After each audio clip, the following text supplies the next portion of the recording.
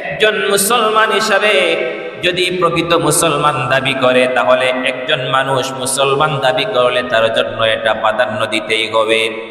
সৎ কাজের আদেশ করতে হবে, অসৎ কাজে মানুষদেরকে বাধা প্রদান করতে হবে। এটা হচ্ছে তার জন্য মৌলিক একটা দায়িত্ব।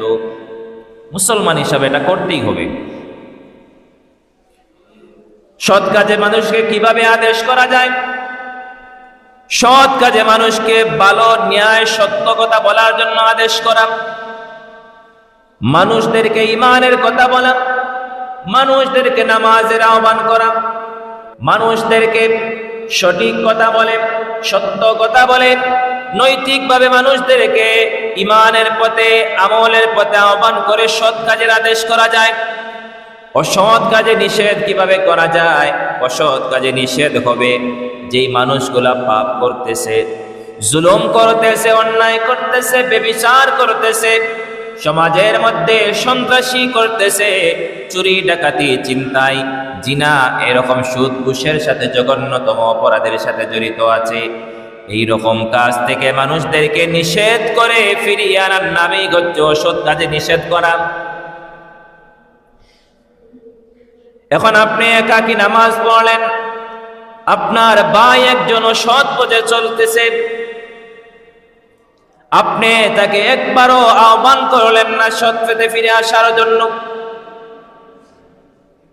আল্লাহ পাক রব্বুল আলামিন আপনাকে একাকী বলেন নাই জাহান্নামের আগুন থেকে বাঁচার জন্য, আপনার আহাল পরিবার পরিজনদেরকে নিয়ে বাঁচার জন্য বলেছেন।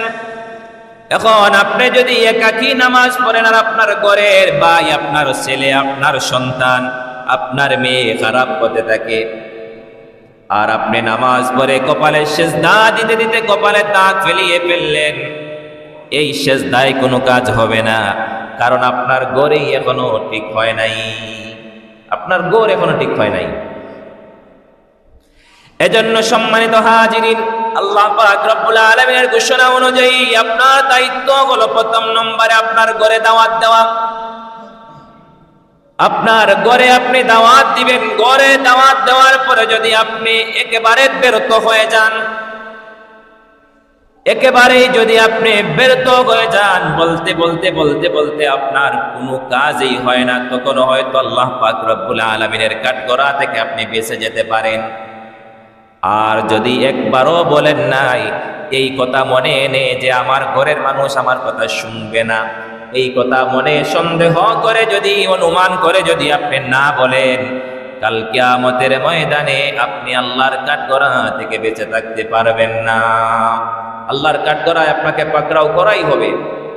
আপনার সন্তান আপনার বিরুদ্ধে নালিশ করবে, আপনার স্ত্রী আপনার বিরুদ্ধে নালিশ করবে, আপনার পরিবার পরিজন আপনার বিরুদ্ধে নালিশ করবে। কাল কিয়ামতের ময়দানে যখন আপনি নামাজি হিসাবে আল্লাহর দরবারে পরিচিতি পাবেন, তখন আপনার সন্তানকে আল্লাহ পাক রব্বুল আলামিন জাহান্নামী হিসাবে সাব্যস্ত করবেন। যদি তাকে তাগিদ না দেন, ভালো পথে আহ্বান না করেন, তখন খারাপ কাজ করার কারণে আপনার সন্তানকে জাহান্নামে ফেলার জন্য তাগিদ করা হবে। তখন আপনার সন্তান আল্লাহর পাক রব্বুল আলামিনের কাছে আপনার বিরুদ্ধে নালিশ করবে। ও আমার আল্লাহ, আপনি আমাকে এমন একজন মানুষের ঘরে জন্ম দিয়েছেন, আমার এমন এক বাবা ছিলেন যিনি একাকী নামাজ পড়তেন, আমার অনেক মা ছিলেন যিনি একাকী নামাজ পড়তেন, আমাকে কখনো নামাজের কথা বলেন নাই, আমাকে কখনো জাহান্নাম থেকে বেঁচে থাকার কথা বলেন নাই, আমাকে ভালো পথে আদেশ কখনো দেন নাই।